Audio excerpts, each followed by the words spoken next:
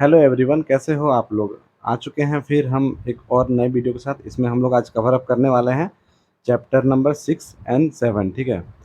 इससे पहले हम लोग ने 1 से 4 तक का एक वीडियो बनाया है, फिर चैप्टर 5 का, और आज हमारा जो चैप्टर है वो 6 एंड 7 होने वाला है। ठीक है, जिसमें प्लेन एंड सेक्शंस के बारे में है। तो उसी से रिलेटेड जो इंपॉर्टेंट क्वेश्चन है वो सारा हम आज कवर अप करने वाले हैं। तो सबसे पहला क्वेश्चन हमारा जो आज का है वो है, as per regulation surface contour line at interval not exceeding 5 metre are shown on. ठीक है, जो सरफेस कंटूर लाइन होता है उसका इंटरवल नॉट एक्सीडिंग 5 मीटर किस किस प्लान में हम लोग शो करते हैं। तो आपका पहला ऑप्शन है surface plan, joint service plan, underground plan, water danger plan, या ऑल ऑफ दी अबव। तो गाइस इसका आंसर हो जाएगा आपका ऑल ऑफ दी अबव। ठीक है, ये आपका रेगुलेशन नंबर 65 का टाइप ऑफ प्लान जो है उसका पॉइंट नंबर 3 है। उसमें अगर आप चाहें तो उसमें पढ़ सकते हैं, उसमें साफ साफ ये चीज़ क्लियरली मेंशन है। ठीक है, हम आपको रेफरेंस के साथ आंसर दे रहे हैं ताकि आप लोग को अगर कभी अपने से पढ़ना हो तो फिर आप लोग उसमें से एक बार मतलब अपने से गो थ्रू कर सके। ठीक है, आगे लिखा हुआ है सेपरेट ऑफ डैश। ठीक है, separate of dash of every separate section of every seam is to be kept at mine office. वही बोल रहा है कि आपको इसमें से कौन सा प्लान है जो सेपरेटली रखा जाता है आपका माइन ऑफिस में। ठीक है, आप लोगों ने अगर ध्यान से पढ़ा होगा तो आप लोग को पता होगा कि टाइप मतलब रेगुलेशन नंबर 65 में ही एक पॉइंट है टाइप ऑफ प्लेन, जो कि आपका सेकंड पॉइंट है। ठीक है, उसमें आपको लिखा हुआ था कि कौन कौन सा मैप आपको मतलब कौन कौन सा प्लेन आपको माइंस ऑफिस में रखना है। ये थोड़ा सा डीपली लिखा हुआ था, उसमें आपका ABC का कैसे लिखा हुआ था, आई थिंक BCD लिखा हुआ है। ठीक है, तो आपको उसमें से बताना है कि इस सब में से कौन सा प्लान है जो आपको माइन ऑफिस में रखना है सेपरेटली। ठीक है, तो underground plan, ventilation plan, joint survey plan, या ऑल ऑफ द अबव। इसका आंसर हो जाएगा option number D, all of the above. ये जितना सारा प्लान है ना, ये सारा प्लान का एक एक नक्शा मतलब एक एक प्लान को माइन ऑफिस में आपको रखना है। ठीक है, अलग से। अब अगला क्वेश्चन आपसे पूछा जा रहा है कि the owner agent and manager of every mine shall inform the owner agent manager of adjacent mine when the working extend to dash of the boundary with the adjacent mine, and shall also give all reasonable facility to surveyor of the adjacent mine to carry out necessary survey and labeling। ठीक है, तो इसमें guys आपसे question बोल रहा है कि the owner agent manager, जो भी आपके ओनर एजेंट मैनेजर होंगे एक माइन के, ठीक है, वो क्या करेंगे, इन्फॉर्म करेंगे दूसरे ओनर एजेंट मैनेजर को दूसरे बगल वाले माइंस में, एडजेसेंट मतलब होता है बगल वाले माइंस में। ठीक है, कब उनको मतलब इन्फॉर्म करेंगे, जब वर्किंग कितना मीटर, ठीक है, कितना मीटर बाउंड्री के नज़दीक पहुंच जाएगा। तो आपका पहला ऑप्शन है 60, 25, 100 या 120। तो इसका आंसर हो जाएगा आपका ऑप्शन नंबर ए, 60 मीटर। ठीक है, जब 60 मीटर आपका, जैसे ये माइंस है, ठीक है, ये बगल का माइंस है, तो ये दोनों के बीच में जब गैप जो होता है वो अगर 60 मीटर हो गया, ठीक है, तो आपका क्या होगा कि इस माइंस के ओनर एजेंट मैनेजर आपके इस माइंस के ओनर एजेंट मैनेजर को इन्फॉर्म करेंगे। ठीक है, और साथ ही साथ जो सर्वेयर होंगे, ठीक है, सर्वेयर होंगे, वो जो भी बेसिक मतलब जो भी आपका बेसिक फैसिलिटी या रीजनेबल फैसिलिटी होगा वो एडजेसेंट माइन के सर्वेयर को प्रोवाइड करेंगे सर्वे करने के लिए और लेवल करने के लिए। समझ गए, तो ये अच्छा पॉइंट था, अच्छा क्वेश्चन भी था। ठीक है, इसका आंसर होगा ए। अब अगला क्वेश्चन आपसे पूछा जा रहा है, क्वेश्चन नंबर 4, कि apart from a separate underground plan, ठीक है, of every seam, a combined underground plan shall also be kept in case. ठीक है, बोल रहा है अपार्ट फ्रॉम सेपरेट अंडरग्राउंड मतलब सेपरेट अंडरग्राउंड प्लेन के अलावा एवरी सीम का, ठीक है, कंबाइंड अंडरग्राउंड प्लेन जो कंबाइन आपका मतलब कि मिला हुआ आपका अंडरग्राउंड प्लेन है, उसको भी हम लोग साथ में रखते हैं किस केस में। तो बोल रहा है जब there are more than one working seam, ठीक है, जब एक से ज़्यादा वर्किंग सीम होगा तब। दूसरा बोल रहा है seam are within 9 metre of each other, जब सीम 9 मीटर होगा एक दूसरे से। तीसरा ऑप्शन है आपका ए एंड बी, और चौथा ऑप्शन है सिर्फ ऑप्शन बी। तो इसका आंसर हो जाएगा आप लोग का option number C, both A and B. ठीक है, ये आप लोग अब देख सकते हैं, ये आपका दिया हुआ है रेगुलेशन नंबर 65 का पॉइंट 2 में। ठीक है, उसमें लिखा हुआ है combined at in respect of plan mine maintain under sub clause B of section 1 combined plan of all seam और section which are lying within 9 metre of each other and which are work in the mine shall be kept and in the combined plan working in different seam और section shall be shown in different colour. ठीक है, तो उसमें ये mention है, आप लोग देख सकते हैं 65 का 2 नंबर पॉइंट। चलिए अब आगे बढ़ते हैं अगले क्वेश्चन की तरफ। ठीक है, तो अगला क्वेश्चन आपसे क्या पूछ रहा है, underground mine plan is required to show. Underground mine plan जो होता है आपका वो required to show of all the adjacent mine, ठीक है, lying within 60 metre of boundary claim by the owner agent and manager. ठीक है, तो जब भी देखिए आपका माइंस में मैंने आपको बताया था कि 60 मीटर के अंदर अगर बगल वाले माइंस से वो आ गया तो फिर आपका अंडरग्राउंड माइंस में जो भी आपका उस माइंस के ओनर होंगे, ठीक है, वो क्या क्या चीज़ उनके साथ शेयर करेंगे। तो ठीक है, तो लिखा हुआ है ऑल बिलो ग्राउंड वर्किंग, क्या क्या उसमें दर्शाएंगे, जो भी माइन प्लेन होगा, अंडरग्राउंड माइन प्लेन, उसमें वो क्या क्या दर्शाएंगे वही बता रहा है, ठीक है, वही पूछ रहा है क्या क्या वो शेयर करेंगे। तो उसमें माइन प्लेन में आपका all below ground working, underground working जो भी काम चल रहा है वो सब शो करेंगे। All surface feature of underground plan, जो भी सरफेस फीचर होगा अंडरग्राउंड प्लेन का वो सब रहेगा। अगला ऑप्शन है all underground feature shown on underground plan, जो भी आपका अंडरग्राउंड फीचर है अंडरग्राउंड प्लेन का वो सब रहेगा। ऑल ओपन कास्ट वर्किंग, अगर उसमें कोई ओपन कास्ट वर्किंग हो रहा तो वो भी रहेगा। ऑप्शन नंबर ई है आपका बोथ ए एंड डी, मतलब ये और ये, और आपका लास्ट है option all of the above. तो इसका आंसर हो जाएगा गाइज आपका option number F, all of the above, ठीक है। ये जितना कुछ है गाइज ये सारा कुछ उसमें शो करा जाएगा, ठीक है। ये आपका देखिए रेगुलेशन नंबर 65 का पॉइंट बी है, ठीक है, उसमें लिखा हुआ है on underground plan showing, underground plan showing में क्या क्या चीज दर्शाया जाएगा, तो ये जितना कुछ है ये सब कुछ उसमें दिखाया जाएगा, ठीक है। बढ़ते हैं अगले क्वेश्चन की तरफ। Original mine plan can be prepare on, ठीक है, जो भी ओरिजिनल माइन प्लेन होगा वो प्रिपेयर होगा, ठीक है, मतलब किस किस चीज में उसको बनाया जाएगा, ड्यूरेबल पेपर में, ट्रेसिंग क्लोथ में, polyester tracing film of not less then 125 micro goes, all of the above या नॉन ऑफ दी अबव। तो ओरिजिनल माइन पेन आपका किस पेपर में बनाया जाएगा, तो ड्यूरेबल पेपर होता है वो, ट्रेसिंग क्लोथ भी होता है और पॉलिस्टर ट्रेसिंग भी होता है, जिसका थिकनेस एक तरह से 125 माइक्रोन गोज से कम नहीं होना चाहिए, ठीक है। तो इसका आंसर हो जाएगा option number D, all of the above. बढ़ते हैं अब हम अपने अगले क्वेश्चन की तरफ। अगला क्वेश्चन पूछ रहा है आपसे वेयर एनी माइन सीम और सेक्शन इज अबंडेंट, ठीक है, अगर कोई माइन हो गया या सीम है या कोई सेक्शन है जिसको अबंडेंट कर दिया गया है, ठीक है, तो it is responsibility of the dash to submit two true copies of the up to date underground plan to the CIM। तो ये किसकी जिम्मेदारी होती है, ओनर, एजेंट, मैनेजर या फिर तीनों की, ABC। तो देखिए कभी भी अगर आप माइंस को अबेंडन कर रहे हैं या कोई सेक्शन या सिम को अबेंडन कर रहे हैं तो उस केस में ये काम आपका ऑनर की रिस्पॉन्सिबिलिटी होती है, ठीक है। ऑनर की रिस्पॉन्सिबिलिटी होती है कि वो अबेंडन के केस में, देखिए अबेंडन अगर करा जाएगा, ठीक है, तो अबेंडन के केस में 30 दिनों के अंदर, ठीक है, 30 दिनों के अंदर वो क्या करेगा, ऑनर उसका कॉपी सबमिट करेगा आपका CIM को, ठीक है। और आपसे हम पूछ रहे हैं कि डिसकंटिन्यू का केस में फिर कितने दिन के अंदर करेगा, ठीक है, ये आप लोग हमको कमेंट करके बताइएगा, ठीक है। समझ गए क्वेश्चन क्या था आप लोग का। अगर कोई सिम अबेंडेंट हो रहा है तो उस केस में आप लोग को 30 दिन के अंदर अंडरग्राउंड प्लेन किसको सबमिट करना होता है, CIM को। लेकिन अगर उस केस में अगर अंडरग्राउंड छोड़कर डिसकंटिन्यू हो रहा है माइंस, ठीक है, डिसकंटिन्यू हो रहा है तो उस केस में आपको कितने दिन के अंदर सबमिट करना होगा, ठीक है। बढ़ते हैं अगले क्वेश्चन की तरफ। अगला क्वेश्चन आपसे पूछा जा रहा है field book and note of survey and labeling are required to be indexed and preserved at mine office because they are not submit to, ठीक है। जो भी आपका फील्ड बुक और नोट होगा सर्वे और लेबलिंग का उसको रिक्वायर होगा, मतलब जरूरी होगा कि उसको इंडेक्स और प्रिजर्व किया जाए, कहाँ पे, माइन ऑफिस में, because they are not subject to wear and tear, क्योंकि वो फटना नहीं चाहिए। दूसरा श्रिंकेज, श्रिंकेज का मतलब तो मुड़ना नहीं चाहिए। तीसरा damage bye white and, white and जो होती है उनसे डैमेज नहीं होना चाहिए। तो इसका आंसर हो जाएगा आपका ऑप्शन नंबर डी, ठीक है। वो वियर एंड टीयर मतलब फटना नहीं चाहिए और श्रिंकेज मतलब मुड़ना नहीं चाहिए, ठीक है। जैसे आप लोग पेपर को लीजिए मोड़ दीजिए तो वही श्रिंकेज हो गया, वो मुड़ गया। वियर एंड टीयर का मतलब हो गया कि फटना उटना नहीं चाहिए, ठीक है। तो इसीलिए उसका एक कॉपी जो भी होगा हम लोग उसको कहाँ प्रिजर्व करके रखते हैं, माइंस ऑफिस में, समझ गए। अगर कोई पूछेगा आपसे कि जो भी फील्ड बुक या फिर नोट ऑफ सर्वे है उसको हम लोग माइन ऑफिस में क्यों मतलब प्रिजर्व करके रखते हैं, तो उसका आंसर हो जाएगा आपको क्योंकि वो फटना नहीं चाहिए और श्रिंकेज नहीं होना चाहिए, ठीक है। बढ़ते हैं अगले क्वेश्चन की तरफ। Warning line should be drawn on underground plan when working are with a distance of at least dash metre from a water body, ठीक है। तो वाटर बॉडी का केस में है, बोल रहा है कि कितना मीटर, जैसे ये आपका माइंस है, ठीक है, मानिए ये आपका माइंस है, यहाँ पे आपका एक वाटर बॉडी है, ठीक है, मानिए एक नदी बह रहा है या फिर कोई झरना है या कुछ भी है, ठीक है, वाटर बॉडी है। तो वही बोल रहा है कि यहाँ इन दोनों के बीच का डिस्टेंस कितना होगा, तो हम वहाँ पे एक वार्निंग लाइन ड्रॉ करेंगे, ठीक है, वार्निंग लाइन ड्रॉ करेंगे कि हाँ इसके आगे वाटर बॉडी है, काम करना खतरा है, ठीक है, वार्निंग लाइन। यही आपसे पूछ रहा है कि इन दोनों के बीच का डिस्टेंस कितना होगा। तो पहला ऑप्शन है 60 मीटर, 75 मीटर, 100 मीटर, 120 मीटर या 150 मीटर। तो इसका आंसर हो जाएगा 120 मीटर, ठीक है, 120 मीटर, ऑप्शन नंबर डी। जब भी आपका 120 मीटर का दूरी होता है कोई भी वाटर बॉडीज हो गया, जाकि नाला हो गया, रिवर हो गया, लेक हो गया, पॉन्ड हो गया या फिर कोई भी वाटर बॉडीज लेकिन ड्रेनेज हो गया, तो फिर उस केस में आप लोग 120 मीटर का डिस्टेंस से ड्रॉ करते हैं, ठीक है, वार्निंग लाइन। अगला क्वेश्चन आपसे पूछा जा रहा है फिर warning line of a mine plan is mark with, ठीक है, वार्निंग लाइन जो होगा आपका प्लेन में वो किस कलर में मार्क होगा, ठीक है। तो आपका पहला ऑप्शन है green line verge yellow, green line verge green, green line verge red या फिर ग्रीन लाइन वर्ज ब्लैक, ठीक है। तो आपको तो ये याद रखना है ग्रीन लाइन तो होगा ही, जैसे मेरा ये लाइन क्या है, ग्रीन लाइन है, जिसे हम लिख रहे हैं ये क्या है, ये ग्रीन लाइन है ना।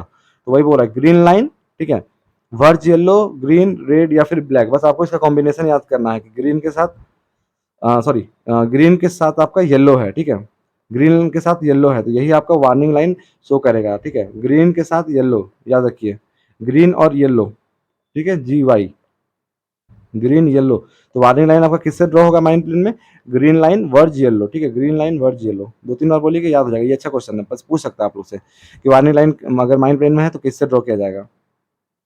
बढ़ते हैं अगले क्वेश्चन की तरफ।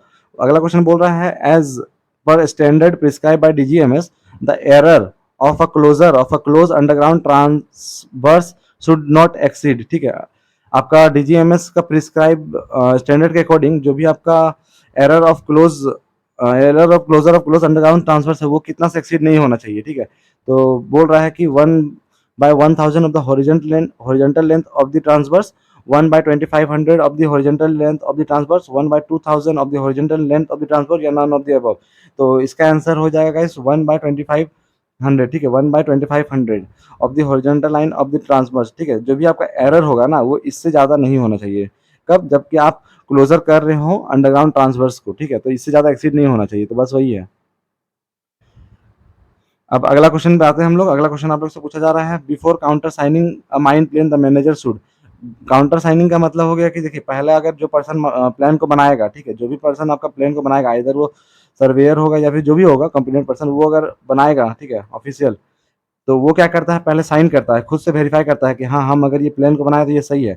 तो उसके बाद क्या होता है काउंटर साइन होता है। काउंटर साइन का मतलब होता है कि एक साइन तो आपका पहला किसका हो गया? सर्वेयर का हो गया। उसके बाद जो बनाया मैप, और दूसरा साइन किसका हो गया? फिर मैनेजर का हो गया। तो मैनेजर जब दोबारा साइन करेगा तो मैनेजर इसमें से क्या क्या चीज चेक करेगा? तो देखिए आपका ऑप्शन क्या क्या है। गो थ्रूली quarter survey line mark on a plan, वो देखेगा कि क्वार्टर सर्वे लाइन जो है आपका मार्क है कि नहीं प्लेन में। दूसरा होगा randomly check field book to see whether the closing error were within a permissible limit.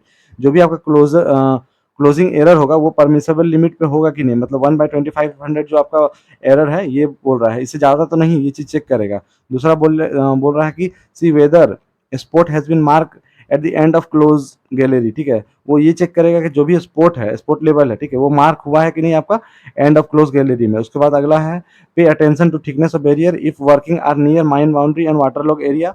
वो देखिएगा वो इस चीज़ पे ध्यान रखेगा कि थिकनेस ऑफ बैरियर कितना है, मतलब जो आपका वाटर बॉडीज है, जैसे ये हो गया आपका माइंस और ये होगा आपका वाटर बॉडीज, तो इसका बीच का जो थिकनेस है वो चीज़ माइन बाउंड्री मतलब वो कितना है वाटर लॉग एरिया से, तो वो भी चीज़ ध्यान रखेगा।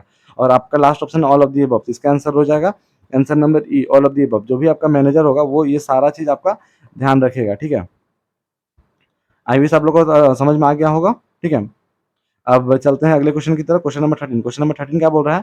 ऑन वाटर डेंजर प्लेन, ठीक है, service control line are drawn at vertical interval not exceeding 5 metre और in case there are no underground working और other interval in hilly area, hilly region with permission of RIM over the hilly area lies within dash metre of the part of the working, ठीक है। ये अच्छा question है। आपको हम अभी बताया था कि सरफेस कंट्रोल लाइन, पहला क्वेश्चन आप लोग का था कि सरफेस कंट्रोल लाइन कभी भी हम लोग ड्रॉ नहीं करते हैं वर्टिकली नॉट एक्सीडिंग 5 मीटर, मतलब 5 मीटर से ज़्यादा हो तो हम लोग उसमें कभी भी कंट्रोल लाइन नहीं ड्रॉ करते। वही बोल रहा है कि 5 मीटर से ज़्यादा हम लोग कंट्रोल लाइन नहीं ड्रॉ करते, लेकिन स्पेशल रीजन में हम लोग क्या बोलते हैं RIM का परमिशन से उसको 10 मीटर तक ले सकते हैं अगर नो अंडरग्राउंड वर्किंग चल रहा है तो, मतलब अंडरग्राउंड वर्किंग नहीं है तो, ठीक है। तो इसमें वही बोल रहा है कि वर्किंग एंड अदर इंटरवल, ये देखिए क्या बोल रहा है over the whole area lies within dash metre of any part of the working, ठीक है। इसमें बोल रहा है कि अगर वाटर डेंजर प्लेन है आपका, ठीक है, क्वेश्चन देखिएगा, वाटर डेंजर प्लेन है तो सरफेस लाइन हम लोग ड्रॉ करते हैं वर्टिकल लाइन में एक्सीडिंग नहीं होना चाहिए 5 metre over the whole area lying within dash metre of any part of the working. तो आपका पहला ऑप्शन है 60, 75, 120 या 200, ठीक है। तो कभी भी वाटर डेंजर प्लेन का बात आए और होल एरिया का बात हो तो याद रखिएगा कि उसका आंसर कितना होगा 200 मीटर, ठीक है, 200 मीटर। ये आप लोग का रेगुलेशन नंबर 65 का पॉइंट नंबर 3 है, ठीक है, उसमें लिखा हुआ है क्लियरली, समझ गए। आंसर होगा आपका option number D 200 metre. Water danger plan में आपको याद रखना है कि 200 मीटर से ज़्यादा जब अगर होल एरिया का हो तो उस केस में आप लोग सरफेस कंट्रोल लाइन जो ड्रॉ करेंगे वर्टिकली वो एक्सीड नहीं होना चाहिए 5 मीटर से। अब अगला क्वेश्चन पूछ रहा है where are spot level on the underground mine plan, ठीक है। आपका जो भी स्पोर्ट लेवल होगा वो हम लोग कहाँ कहाँ दिखाएंगे अंडरग्राउंड माइन प्लेन में, तो बोल रहा है आपकी पहला option every junction of haulage roadway, जितना भी आपका हॉलेज रोडवेज होगा, ठीक है, उस रोडवेज में हर एक जगह जहाँ जहाँ जंक्शन होगा, ठीक है, जंक्शन का मतलब हो गया ऐसे रास्ता, ठीक है। आपका बोल रहा है at end of heading discontinued temporary और परमानेंटली, ठीक है। एंड ऑफ हेडिंग में जहाँ पे डिसकंटिन्यू हो गया है टेम्पोररी या परमानेंटली, मतलब कि जो काम है बंद हो गया है, चाहे टेम्पोररी हुआ या परमानेंटली बंद हुआ। Eight fix point 8.6 by manager, जो मैनेजर पॉइंट फिक्स करेगा कि वहाँ वहाँ दिखाना तो वहाँ दिखाएंगे। या फिर आपका option number D, both A and B. तो इसका आंसर हो जाएगा आपका option number D, both A and B. Every junction of haulage roadway, जो जो जंक्शन होगा आपका हॉलेज रोडवे उसमें दिखाएंगे। दूसरा है आपका eight the end of heading discontinue temporarily और परमानेंटली, ठीक है। तो जो भी आपका हेडिंग होगा डिसकंटिन्यू हो गया होगा, आइदर वो टेम्पोररी हो या परमानेंटली, तो वहाँ दिखाएंगे, ठीक है। तो इसका आंसर हो जाएगा आपका ऑप्शन नंबर डी। चलिए बढ़ते हैं अगले क्वेश्चन की तरफ, ठीक है। अगला क्वेश्चन आपसे बोल रहा है कि choose the incorrect in respect of the limit of plotting error. इसमें से आपको बताना है कि इनकरेक्ट कौन सा है अगर आप एरर प्लॉट कर रहे हैं तो, ठीक है। तो पहला अगर आप लोग पढ़े होंगे तो इसमें सरफेस और अंडरग्राउंड प्लेन में 50 सेंटीमीटर का हम लोग जब करते हैं तो प्लेन स्केल जो है 1/200 होना चाहिए। सरफेस एंड अंडरग्राउंड प्लेन अगर 25 सेंटीमीटर का हो रहा है तो प्लेन स्केल 1000 होना चाहिए, और अंडरग्राउंड प्लेन अगर 40 सेंटीमीटर का है तो प्लेन स्केल 2000। तो इसमें से एरर आपका हो जाएगा ऑप्शन नंबर सी, ठीक है। देखिए एक चीज़ याद रखिएगा, आप लोगों को ट्रिक सिखा दे रहे हैं याद करने का, ठीक है। देखिए 25 है तो 25 का याद रखिए 1000, तो 25 का डबल कितना हो गया 50, तो 1000 का डबल कितना हो गया तो 2000। तो इस तरह ये दोनों सही है, ठीक है। अगर याद नहीं हुआ है तो इससे भी याद कर सकते हैं। 25-50 सही होगा, 40 गलत होगा, 40 के लिए 2000 गलत आया, ठीक है। 40 के लिए 2000 नहीं होगा। तो ये देखिए ये दोनों कहीं ना कहीं आप लोग को देख के भी लग रहा है कि हाँ कॉमन है और सेम है, तो ये मतलब एक तरह से सही है, मतलब ट्रिक है ऐसे याद करने का, आप लोगों को याद करना हो तो। बाकी और भी मतलब क्वेश्चन में ऑप्शन दे सकता है, तो आप लोग वो चीज़ ध्यान रखिएगा। अगला आपसे क्वेश्चन पूछ रहा है, at what distance from a water body should water warning line and structurally restriction line be mark on a plan, ठीक है। तो बोल रहा है वाटर बॉडी से कितना दूरी होने पर वार्निंग लाइन ड्रॉ करेंगे। तो आपको तो ये पता है कि 120 मीटर पे, ये आप लोग हम पहले भी क्वेश्चन में करवा चुके हैं। दूसरा आपसे क्या पूछ रहा है कि स्टेचुरी रेस्ट्रिक्शन लाइन, ठीक है, मतलब कि structurally restriction line mark on a plan. तो उसके बाद देखिए वार्निंग लाइन तो आप लोग ड्रॉ कर दीजिएगा, ठीक है। देखिए दो चीज होता है, एक होता है आपका वार्निंग लाइन, एक होता है आपका स्ट्रक्चररी रेस्ट्रिक्शन लाइन। स्ट्रक्चररी रेस्ट्रिक्शन का लाइन का मतलब हो गया कि देखिए आप लोग वार्निंग तो देते हैं, जैसे ये आपका मानिए एग्जाम्पल में हम समझाते हैं, ठीक है। ये आपका माइंस हो गया, ये आपका माइंस हो गया, ये हो गया आपका वाटर बॉडी हो गया, ठीक है। कोई वाटर बॉडी आपका बह रहा है, तो देखिए आप यहाँ से 120 मीटर का जब दूरी रहता है तो हम लोग वार्निंग दे दिए कि हाँ यहाँ पे आगे में आपका वाटर बॉडी है। लेकिन देखिए आप माइनिंग करते करते यहाँ तक जब पहुंचिएगा ना, आधा डिस्टेंस मतलब कि 60 मीटर, जब यहाँ से यहाँ तक का दूरी कितना होगा 60 मीटर तक बचा रहेगा, तो उस केस में आप लोग आगे माइनिंग नहीं कीजिएगा, क्योंकि वो हो जाएगा आपका रेस्ट्रिक्शन लाइन, वो आपका रेस्ट्रिक्शन लाइन हो जाएगा, ठीक है। क्योंकि उसके आगे खतरा है, कुछ भी हो सकता है। तो वही बोल रहा है कि वार्निंग लाइन जो ड्रॉ होगा वो 120 मीटर पे होगा, और आपका स्ट्रक्चरली रेस्ट्रिक्शन लाइन कितना पे होगा 60 मीटर पे होगा, समझ गए।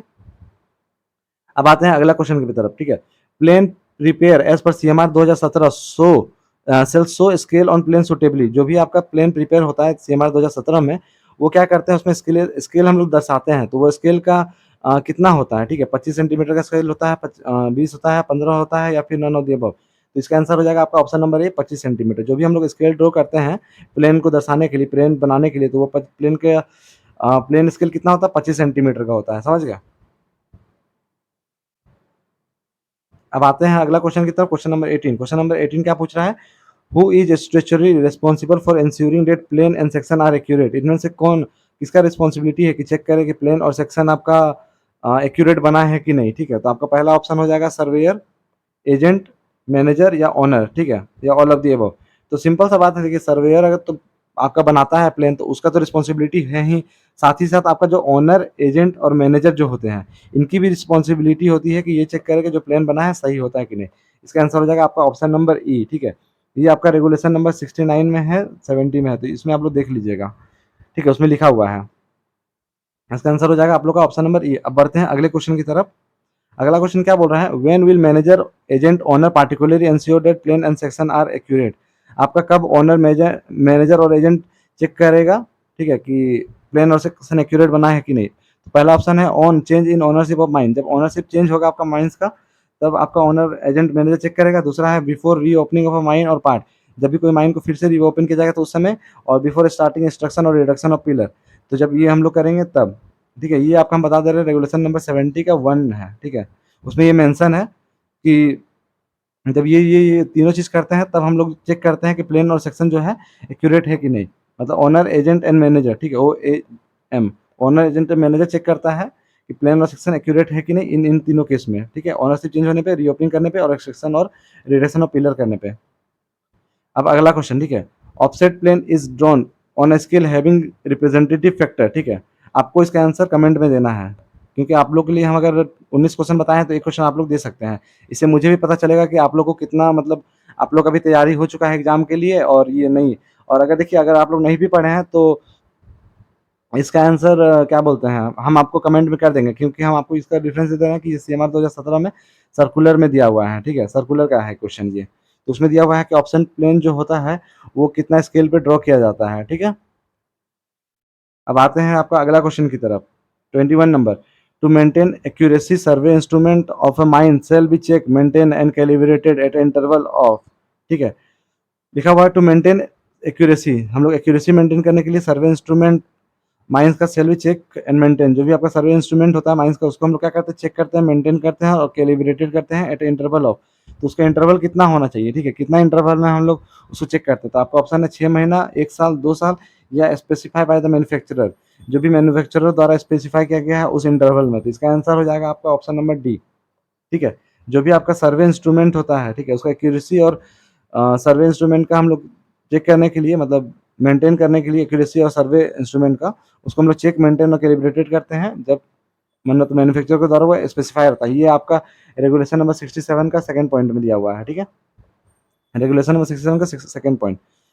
अब आते हैं आपका अगला क्वेश्चन पे, अगला क्वेश्चन आपसे क्या पूछ रहा है, copy of which of the following plan are not required to be submitted to chief inspector when a mine is abandoned और क्लोज, ठीक है, कॉपी जो भी आपका कॉपी होगा प्लेन का वो हम लोग रिक्वायर नहीं होगा कि उसको सबमिट करें चीफ इंस्पेक्टर माइंस का when a mines is abundant and close, तो किस केस में आपका सरफेस प्लेनिंग होगा तब, अंडरग्राउंड प्लेन होगा तब, vertical mine section is above if average SIM deep exit 30 degree या फिर प्लेन वर्टिकल प्लेन या फिर जॉइंट सर्वे प्लेन, ठीक है, तो इसका आंसर हो जाएगा आपका ऑप्शन नंबर डी, जब हम लोग वर्टिकल प्लेन बनाते हैं, ठीक है, वर्टिकल प्लेन, तो उस केस में ये जरूरी नहीं होता है कि हम लोग सबमिट करें चीफ इंस्पेक्टर को माइन खाली है या नहीं, ठीक है, कॉपी, समझ गए, वर्टिकल प्लेन के केस में ये आपका दिया हुआ है 67 में, ठीक है, रेगुलेशन नंबर 67 में ये मेंशन है, उसमें आप लोग पढ़ लीजिएगा पॉइंट 1 में है, ठीक है।